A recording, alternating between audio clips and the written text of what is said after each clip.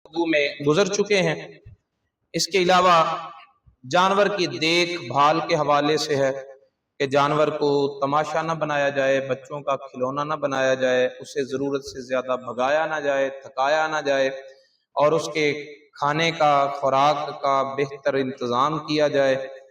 زیادہ تر جو لوگ ہیں وہ صرف سال میں 2-3 دن ہی جانور رکھنے والے ہوتے ہیں، ان کو جانوروں کی عادتوں کا پتہ نہیں ہوتا، تو جن سے خریدیں ان سے پوچھ لیں، یا جو لوگ تجربہ کار ہوں، جانوروں کو رکھنے میں مہارت رکھتے ہوں تو ان کی خدمات لے لیں۔ اور جو بڑے جانور ہیں ان کی دیکھ بھال اور نگرانی کی زیادہ ضرورت ہے۔ پھر ذبح کے وقت کی ویڈیوز بنانا، بھاگتے ہوئے جانور، پہلے جانوروں کو غصہ دلانا، اور جب وہ آپے سے باہر ہو جائیں تو پھر ان کی ویڈیوز بنانا، پھر ویڈیوز بنا کر انہیں اپلوڈ کرنا، یہ دین کا مذاق اڑانے والی بات ہے۔ یہ ہم دوسروں کو یہ کنسپٹ دیتے ہیں کہ ہمارا یہ مذہب جو ہے نا، یہ اسلامی اور مذہبی تہوار جو ہے یہ ہلے گلے والا تہوار ہے، یہ انتہائی کبھی حرکت ہے، اس سے باز آنا چاہیے۔ پہلی تو بات یہ ہے کہ جانور کے ساتھ اخلاقیات کا دائرہ صرف انسانوں کے ساتھ ہی نہیں ہے، جانوروں کو بھی اپنے احاطے میں لیتا ہے۔ نبی پاک صلی اللہ تعالیٰ علیہ وآلہ وسلم نے فرمایا کہ بنی اسرائیل کی ایک عورت بلی کی وجہ سے دوزخ میں چلی گئی تھی، اور اس کی وجہ کیا تھی کہ اس نے بلی کو باندھ دیا، نہ تو اسے کھلا چھوڑا کہ وہ اپنے کھانے کا بندوبست خود کر لے، اور نہ اس کو کھانے کے لیے کچھ دیا، تو اللہ تعالیٰ نے اس کی ساری زندگی بھر کی عبادت اس کے منہ پر ماری، اور اس بلی کے ساتھ ظلم کرنے کی وجہ سے اسے دوزخ میں ڈال دیا۔ اور بنی اسرائیل میں ہی ایک شخص کتے کو پانی پلانے کی وجہ سے بخشا گیا، بہت ہی بے راہ رو تھا، لیکن ایک ہانپتے کانپتے کتے کو پانی پلایا، اور اس کے اس عمل کی وجہ سے اللہ تعالیٰ نے اسے بخش دیا۔ اور یہ جانور جو ہیں یہ کتے اور بلی جیسے جانور نہیں ہیں، بلکہ یہ وہ جانور ہیں جن کو اللہ تعالیٰ نے شعائر اللہ کی نشانیاں قرار دیا، اور ساتھ یہ بھی کہا ہے کہ اللہ کی نشانیوں کا جو احترام کرتا ہے، تو تعظیم کرتا ہے، تو یہ ان کے دل میں کے متقی ہونے کی علامت ہے کہ تقویٰ ان کے دلوں میں سما چکا ہے، اتر چکا ہے۔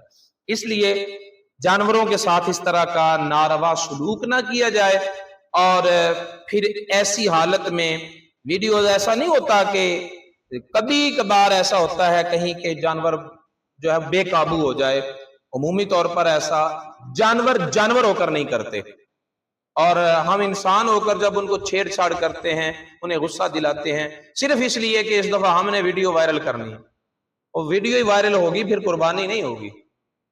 قربانی ایک مقدس فریضہ ہے، اللہ رب العزت کا حکم ہے، حضرت ابراہیم علیہ السلام کی سنت ہے، نبی پاک صلی اللہ علیہ وسلم نے کا عمل مبارک ہے، اس کو پوری تعظیم اور احترام کے ساتھ کریں۔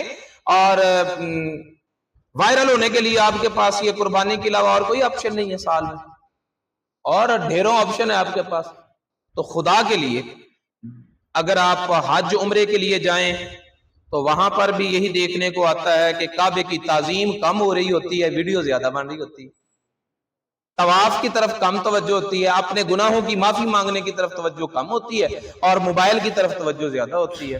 کوئی تو لمحہ، کوئی تو ایسا وقت محفوظ رکھے جو صرف خالص اللہ تعالیٰ کے لیے ہو، سب کچھ نیٹ کے لیے ہی کرنا ہے، اس میں خاص احتیاط کی جائے۔ ذبح دوسرے سے کروانا بھی جائز ہے، لیکن اپنا جانور اپنے ہاتھوں سے ذبح کرنا سنت ہے۔ سارا سال ہے اور ہمیں پتہ ہے کہ قربانی کرنا سنت ہے، تو اس کی مشق کی جا سکتی ہے، اس کا پریکٹیکل کر کے اپنے آپ کو یہ مہارت دی جا سکتی ہے۔ اگر ہم اپنا جانور اپنے ہاتھ سے کریں اور اپنے جانور کا گوشت خود بنائیں، ایک تو سنت پر عمل ہوگا، دوسرا وقت بچے گا، تیسرا کسائیوں کا ریٹ بھی تھوڑا سا نیچے آ جائے گا۔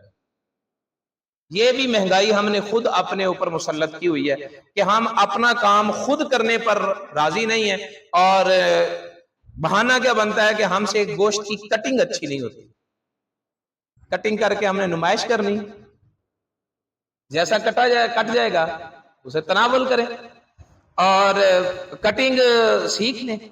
سارا سال ہے ایک فریضہ سمجھ کر، کوئی کاروبار سمجھ کر نہیں، سال میں ایک دن ہوتا ہے، وہ دن آپ بجائے اس کے کہ کسی سے کروائیں خود کریں، پھر آپ سے آپ کے بچے سیکھ لیں گے اور ان کو یہ عمل اپنے ہاتھوں سے کرنے کی عادت پڑ جائے گی۔ حضور نبی پاک صلی اللہ علیہ وسلم نے اپنے قربانی کے جانور آپ ذبح کیے، تاہم دوسرے سے قربانی کا جانور ذبح کرانا بھی جائز ہے، لیکن بسم اللہ اللہ اکبر وہ پڑے گا جس کے ہاتھ میں چھری ہے، جو چھری پھیر رہا ہے، چھری چلا رہا ہے نا، وہ بسم اللہ اللہ اکبر پڑے گا۔ یعنی کہ چھری کوئی اور چلا رہا ہو اور تکبیر کوئی اور پڑھ رہا ہو تو اس طرح جانور حلال نہیں ہوگا اگر قصدن جان بوجھ کر ایسا کیا۔ دو بندوں نے چھری پر ہاتھ رکھا ہے، دونوں پر لازم ہے کہ تکبیر پڑھیں، ایک بھی مس کر دے گا تو وہ جانور حرام ہو جائے گا۔ جانور کی گردن میں 4 شریانیں ہوتی ہیں، ایک خوراک کی ہوتی ہے نالی، ایک سانس کی ہوتی ہے، 2 رگیں ہوتی ہیں خون کی۔ ان 4 رگوں میں سے 3 کا کٹنا لازم ہے، 3 رگیں کٹ جائیں۔ ایک سانس کی نالی ہے، اس سے جانور کی سانس آتی جاتی محسوس ہو جاتا ہے۔ خوراک کی نالی ہے، وہ سب سے بڑی نالی ہوتی ہے، اس کا بھی پتہ چل جاتا ہے، وہ سخت ہارڈ بھی ہوتی ہے۔ اور 2 رگیں ہوتی ہیں خون والی، ویسے تو تمام رگوں میں خون ہوتا ہے لیکن مین رگیں جو گردن سے ہو کر جاتی ہیں وہ 2 ہیں۔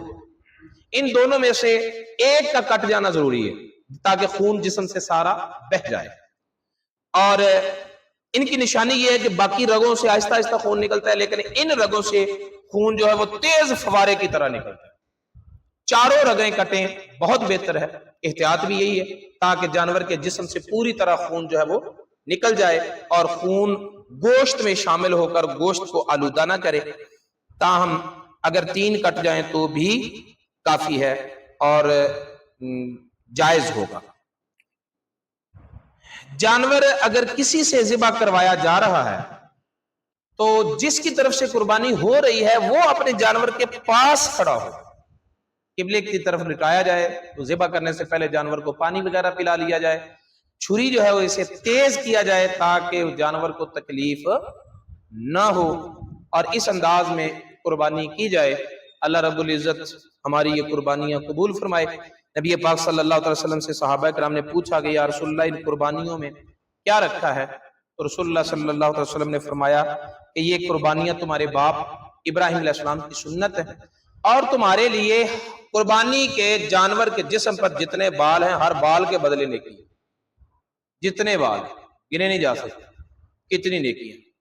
پھر فرمایا کہ قربانی کے دن قربانی کرنا ہی ضروری ہے۔ اگر کوئی بندہ یہ کہتا ہے دیکھو جی اتنے جانور ذبح ہو رہے ہیں تو کوئی کرے کوئی نہ کرے تاکہ جانور بچ جائیں، نسل بچ جائے، 1400 سال ہو گئے ابھی تک نسل ختم نہیں ہوئی اور نہ ہی یہ ختم ہونی ہے۔ قربانی دینے والی نسل ختم ہوتی ہی نہیں، قربانی دینے والوں کی نسل ختم نہیں ہوتی، لہٰذا یہ استشراقی قسم کے غیر مذہبی قسم کے لوگ ہیں جو سوالات کرتے ہیں۔ مقصد ہے بندے کی اوقات کیا ہے؟ اللہ کے حکم کی فرما برداری کرنا۔ اس کائنات میں اس کی حیثیت اور کچھ نہیں ہے کہ یہ اللہ تعالیٰ کا فرما بردار ہے۔ اگر یہ خود بننے لگے، کسی کا فائدہ نقصان سوچنے لگے تو یہ نہ کسی کا فائدہ کر سکتا ہے نہ کسی کا نقصان کر سکتا ہے۔ فائدہ دینے والی ذات اور نقصان کرنے والی ذات وہی ہے جس نے اس کائنات کو پیدا کیا ہے، اور جس نے اس کائنات کو پیدا کیا ہے اس کا حکم ہے کہ یوم نحر کے دن اللہ تعالیٰ کو خون بہانے سے یعنی قربانی کرنے سے بہتر اور کوئی عمل نہیں۔ جس بندے پر قربانی واجب ہے وہ کہے کہ میں قربانی کی جگہ پر کسی غریب کی خدمت کر دیتا ہوں تو سارا سال اسے غریب نظر نہیں آتے، جب شریعت کا حکم آتا ہے تو تب اسے غریب نظر آتے ہیں۔ اس کی قربانی کا جو واجب ہے وہ سر سے ساقط نہیں ہوگا، واجب تبھی ادا ہوگا جب قربانی ہی کی جائے گی۔ اللہ تعالی ہمیں مسائل کو سیکھنے ان پر عمل پیرا ہونے کی توفیق عطا فرمائے۔ قربانی کے مسائل کے حوالے سے جو ہماری عصر کے بعد والی نشست تھی وہ آج کی آخری نشست ہے، کل جمعہ ہے، محفل درود پاک ہوگی، پرسوں قربانی کا دن ہے۔ کسی کے ذہن میں کوئی سوال ہو تو آپ پوچھ سکتے ہیں۔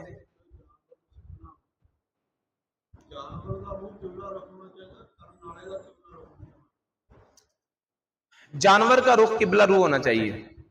جب جانور کا رخ قبلہ رو ہوگا تو کرنے والے کا چہرہ خود بخود قبلہ رو ہوگا۔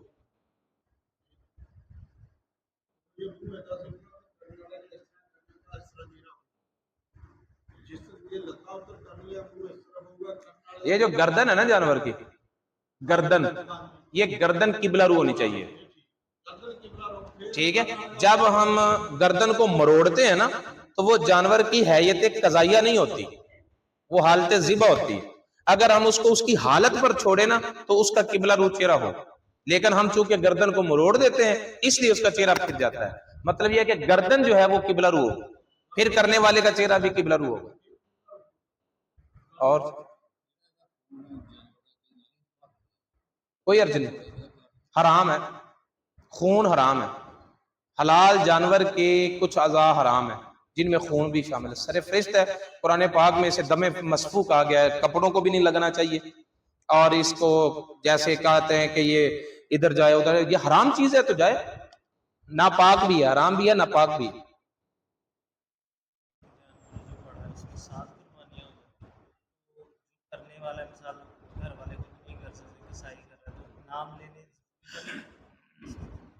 نہیں، جن کی طرف سے وہ قربانی کیا جا رہا ہے جیسا کہ میں نے ابھی آپ کو بتایا، وہ موقع ذبح کے وقت موقع پر موجود ہو، واجب نہیں ہے، سنت ہے۔ اگر موقع پر موجود ہوں تو بہتر ہے، نہ موجود ہوں تو کوئی حرج نہیں، ہو تو بہتر ہے۔ اور یہ بھی ذہن میں رکھیں کہ 7 حصے کرنا ضروری بھی نہیں ہے، یہ مسئلہ یہ ہے کہ زیادہ سے زیادہ 7 ہو سکتے ہیں، 7 سے زیادہ نہیں ہو سکتے، کم بھی ہو سکتے، 5 جب مل کر دیں، وہ جانور 5 حصوں میں تقسیم ہوگا، 2 مل کر دیں۔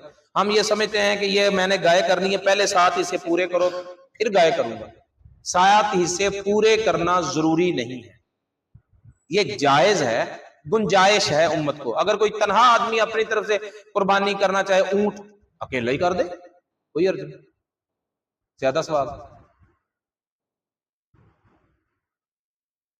شریعت کی طرف سے واجب 7واں حصہ ہے۔